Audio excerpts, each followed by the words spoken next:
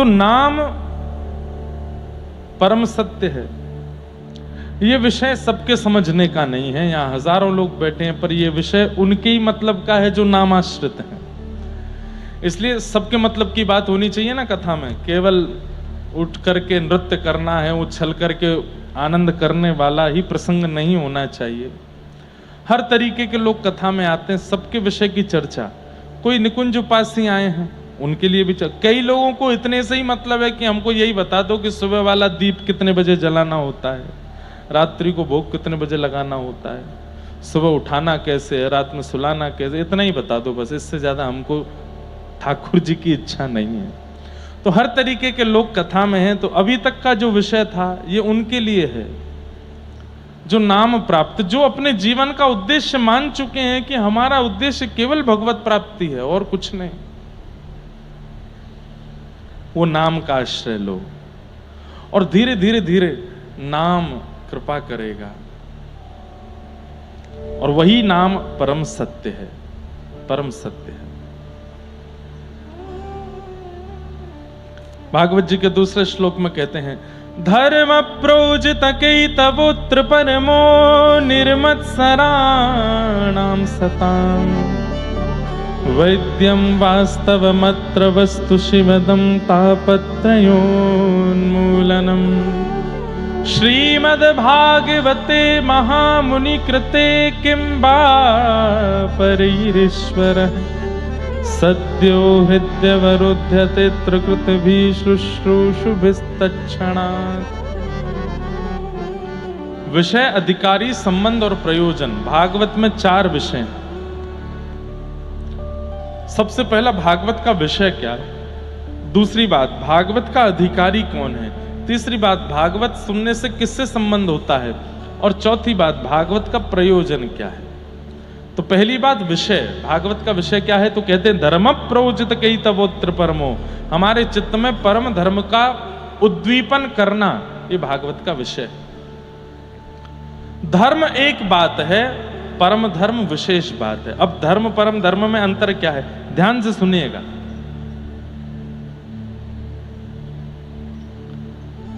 सुबह 6 बजे उठना, उठ करके स्नान ध्यान करना, उसके बाद मंदिर जाना, मंदिर जाकर के शंकर जी पर जल चढ़ाना, हनुमान जी पर चोला चढ़ाना, देवी मैया के आगे जोत जलाना, अपने गुरुदेव के यहाँ जाकर के जैसी उनकी परिस्थिति परंपरा है वैसा वो करना, घर आकर के माता पिता को प्रणाम करना, बाल भोग करके काम पर निकल जाना, ये धर्म है।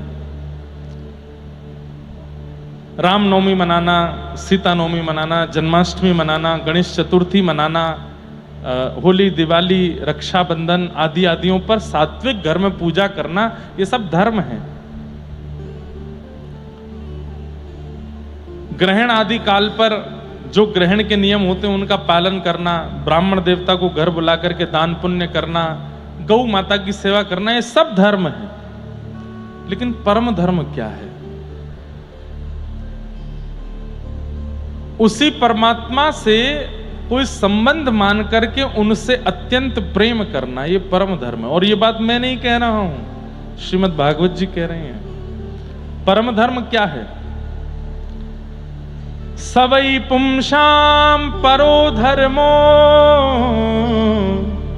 यतो भक्ते अदोक्षजे। सवै पुंसां परो धर्मो, सभी प्राणी मात्र का परम धर्म क्या है, यतो भक्तिर अदोक्षजे। अदोक्षज भगवान, भगवान का नाम अदोक्षज है। अदोक्षज भगवान की प्रेम लक्षणा भक्ति करना, जैसे ध्रुव ने की, प्रहलाद ने की, मीराबाई ने की,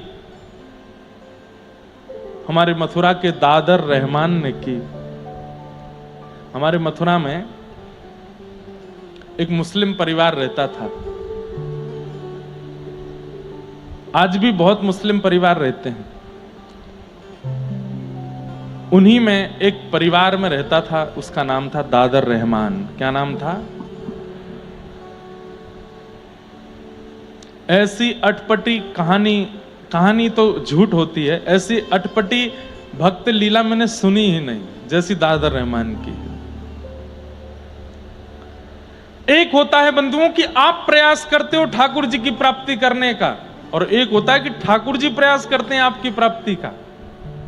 ये दो प्रकार से ही भक्तों के चरित्र आपको सुनने को मिलेंगे। भक्त ने प्रयास किया भगवत प्राप्ति का, और दूसरे में ठाकुर जी ने प्रयास किया उस भक्त की प्राप्ति का। पर ठाकुर जी प्रयास बहुत कम करते हैं, नाम मात्र, 100 साल में एक बार 100 साल में एक बार किसी भक्त की प्राप्ति का प्रयास ठाकुर जी कर रहे हैं। और उन्हीं में आ गया नाम किसका? दादर रहमान। कुल का नहीं, जाति का नहीं, समुदाय का नहीं, किसी भी रूप में ठाकुर जी का है ही नहीं वो। और उनके पिताजी जो थे दादर रहमान के, वो नामी ग्रामी उस एरिया के जितने भी मुस्लिम परिवार थे उनके हेड थे वो। किसके घर में कैसे क्या नियम चलेगा, माताएं बहनें कैसी रहेंगी, नमाज कितने बजे होगी, क्या होगा क्या नहीं होगा, सब वही बताते थे दादर रहमान के पिताजी। अब उनको क्या बोलते हैं वो मुझे नहीं पता, वो हेड थे उस समुदाय के। रोज पढ़ने के लिए मदरसा जाता था। विश्राम घाट है मथुरा में, यमुना जी के तट पर, वहीं द्वारिकाधीश जी का मंदिर है। बहुत सुंदर द्वारिकाधीश जी का दर्शन होता है वहां। तो वहीं विश्राम घाट के पास में इनका घर था, और वहां से ये मदरसा पढ़ने के लिए जाते थे। रोज रास्ता कोई और होता था, लेकिन आज वहां बहुत भीड़ थी, तो इन्होंने कहा बहुत भीड़ है, मदरसा पहुंचने में देर हो जाएगी, और फिर पहुंचने पर जो हमारे गुरुजी हैं जो मदरसे में पढ़ाते हैं वो बहुत डांटेंगे। सब लोग इधर देखो। तो बहुत भीड़ होने की वजह से आज रास्ता बदल दिया। रास्ता बदल करके जब जाने लगे तो उसी रास्ते में एक सुंदर युगल सरकार का मंदिर था।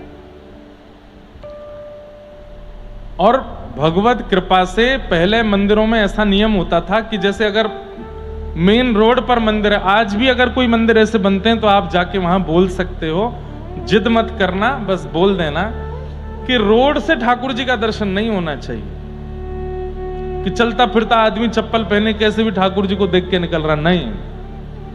इसलिए प्राचीन काल में मंदिर अगर जो रोड पे होते थे तो द्वार पर एक दीवार लगा देते थे, यहां से पुरुष प्रवेश करो, यहां से स्त्री, अंदर आके ही दर्शन होगा।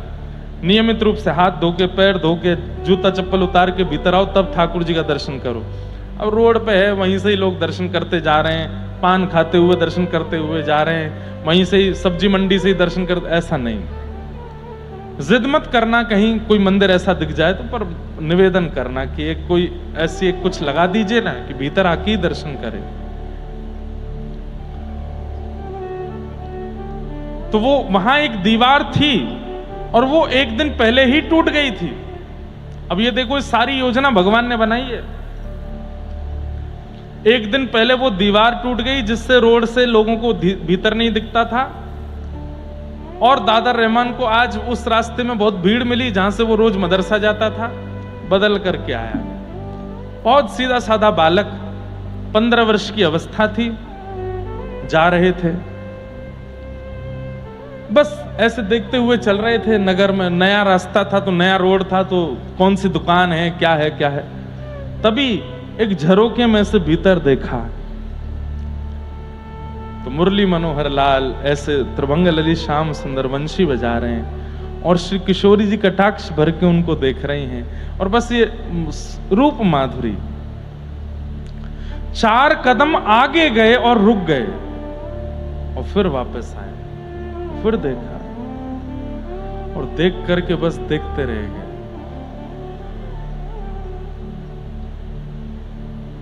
अपने तन की स्थिति पर खुद, उनको नाम भी नहीं पता है ये कौन है। हाँ, बस इतना पता था कि हम मथुरा में रहते हैं, यहां हिंदुओं के भगवान का जन्म हुआ था, वो वंशी बजाते हैं, और उनकी एक प्रियसी है, उनकी एक पत्नी है राधा रानी, और उनको सब लोग कृष्ण कृष्ण कह के बुलाते हैं, ऐसा इतना बस पता था।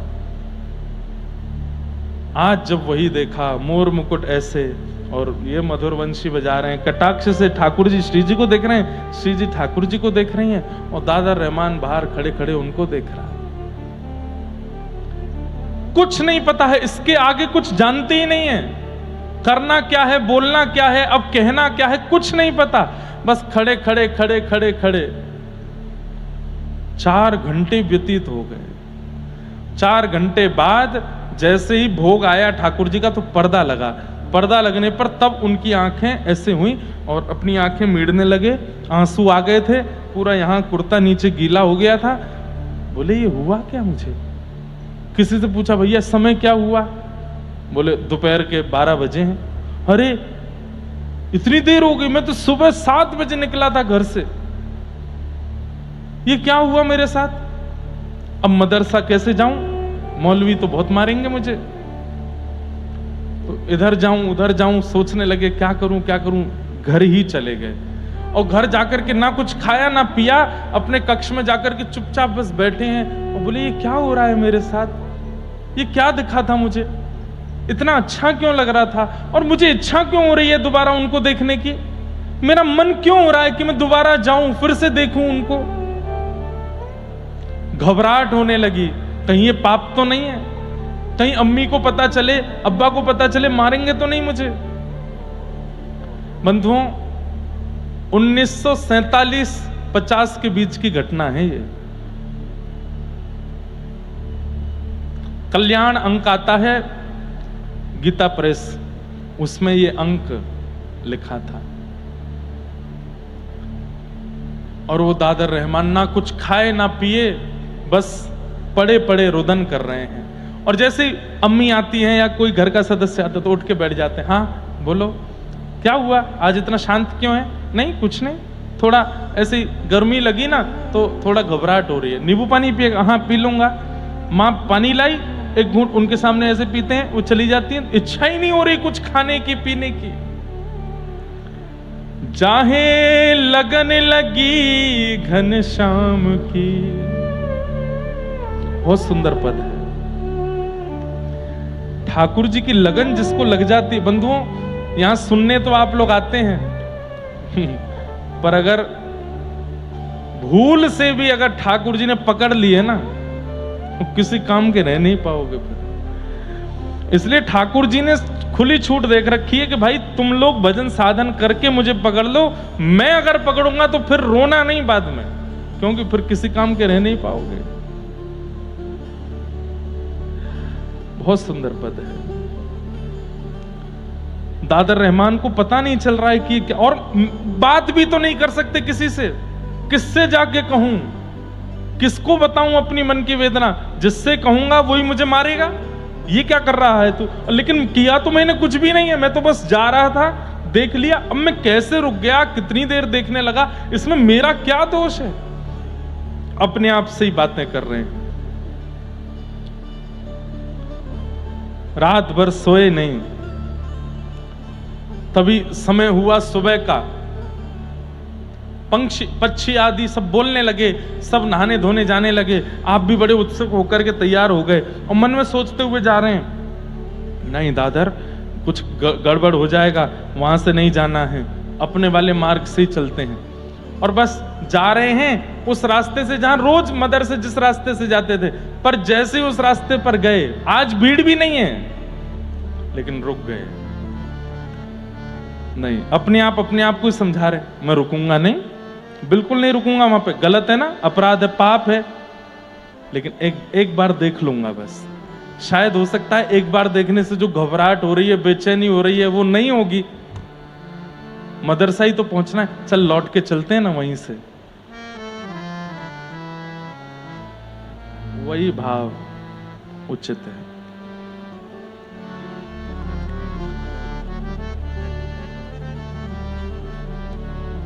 उस भाव ने ही ये कथा प्रकट की।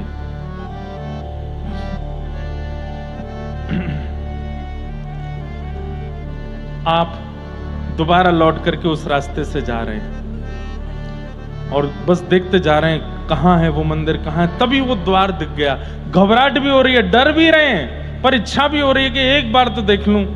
और बस धीमे धीमे गए, मंदिर के बिल्कुल सामने खड़े हो गए। खुद से फिर पूछ रहे हैं, दादर देख ले, देखना है कि नहीं देखना? नहीं देखना, सीधे चलते हैं, आगे बढ़ते हैं, एक बार देख लेते, फिर पीछे आते हैं। नहीं देखना, चलते हैं, फिर चले, फिर एक एक झलक देख लेते हैं, थोड़ा थोड़ा मुड़ते हैं। एक बार आंख खोल के देखना है, फिर बंद करके सीधे चलना, मदर से जाना है, हम मुसलमान हैं, हमको अपने अपने भगवान को भजना है, ये सब नहीं करना है। एक बार देख लेते हैं। और जैसी नजर करके देखा, आंख खोली, फिर से देखते रह गए, वहीं स्थिर रह गए और सामने खड़े खड़े रोने लगे। और रोते रोते रोते रोते स्थिति हो गई कि अब बोलने लगे, मुझे मत पकड़िए आप, ये क्या कर रहे हैं मेरे साथ, मैं आप वाला नहीं हूं, मैं आपका नहीं हूं, मेरे दूसरे हैं, आप क्यों मुझे रोक लेते हैं यहां पर। तो मानो भीतर से ठाकुर जी कह रहे हैं, अच्छा ठीक है तो चला जा, मन नहीं हो रहा जाने का, क्या करूं, मैं तो जानता ही नहीं आपको, आपके यहां क्या परंपरा, क्या विधि विधान, मुझे कुछ नहीं पता, मुझे क्यों पकड़ रहे हो, क्यों रोक रहे हो। ठाकुर जी बोले, तुमको अच्छा लगे, तुमको भागे हो है। अब यहां प्रश्न आता है, दादर के जीवन में ना तो नाम है, ना संकीर्तन है, ना कथा है, ना यज्ञ है, ना तप है, ना अनुष्ठान है, ना ही वो हिंदू कुल में जन्मा है, फिर क्यों उस पर कृपा हो रही है। यहां हम कर करके परेशान होते जा रहे हैं, हम पर फिर भी कृपा नहीं हो रही है, क्यों। उसका स्वभाव अच्छा है। दादर रहमान के जीवन चरित्र में बताया कि वो स्वभाव से अच्छा है। जब कभी भी घर में ऐसा कोई उत्सव होता जिसमें जीव जंतुओं को मारा जाता तो वो रोता था कमरे में जाके, पिताजी से कहता, ये इसमें भी तो वही भगवान है जिसको हम रिझाना चाहे, क्यों मार रहे हो। ऐसे स्वभाव में कभी किसी को दीनहीन देखता था तो अपने अब्बा जान के पास जाके, इसको कुछ दे दो ना, अम्मी इसके लिए रोटी बना दो ना। उसका स्वभाव बहुत मधुर था, बहुत बहुत, जैसे भोंदू की कथा सुनी है आप सब लोगों ने, वो भोंदू ही था, सरल ही है। क्या समझ में आई बात। कई बार साधन भगवत प्राप्ति नहीं कराता, स्वभाव भगवत प्राप्ति कराता है। अधिकतर देखा जाता है हम भक्त साधन से तो हो जाते हैं पर स्वभाव से नहीं बन पाते। कथा में आने वाले लोगों में भी प्रतिस्पर्धा होती है, कथा में आने वाले लोगों में भी दुनिया भर के दोष भरे पड़े रहते हैं। सरल चित्त, सीधा चित्त जिनका होता है ना, उनको ठाकुर जी मिलते हैं। और मैं तो ऐसा भी मानता हूं, जैसे किसी का आपको स्वभाव लगा बहुत सीधा है, बहुत सरल है, बिल्कुल सामान्य है, ये अंतिम जन्म है उसका। अच्छा एक बात, थोड़ा मेरा एनालाइज है, मैंने थोड़ा सा एनालाइज किया है, ध्यान से सुनना। कोई व्यक्ति जिसका स्वभाव बड़ा चंट है, बहुत चतुर है, बहुत जल्दी जल्दी, और जो है जरा सी देर में परिस्थिति को परख लेता है, जरा सी देर में कैसे यहां से पैसे निकालने हैं, कैसे यहां ये करना है, ये बहुत जल्दी जल्दी, मतलब बहुत चतुर है। समझो ये उसका पहला जन्म है, पहली बार आई है उसकी जीवात्मा, तो अपने सारे पैतरने लगा रही है दुनिया में, इसको कैसे अपनाना है, इसको कैसे पकड़ना है, इससे कैसे पैसे निकालने हैं, यहां से कैसे निकल के भागना है, इससे कैसे करना है, ये सब कुछ। एक जन्म के बाद फिर दूसरा जन्म आता है तो थोड़ी चतुराई घट जाती है, फिर तीसरा जन्म आता है थोड़ी और चतुराई घट जाती है, चौथा जन्म आता है थोड़ी और, करते करते करते अब वो आत्मा एक्सपीरियंस्ड हो गई है, उसको पता चल जाता है कि यहाँ चतुर बनने से कोई फायदा नहीं है, अंततोगत्वा लकड़ी पर जलना ही है। चतुर बनने से, इसका हक मारने से, ये करने से, वो करने, कुछ नहीं होने जाने वाला। तो वो आत्मा क्या करती है, अपनी बुद्धि को विश्राम देती है, बोले तू शांत रह, थोड़ा सरलता से।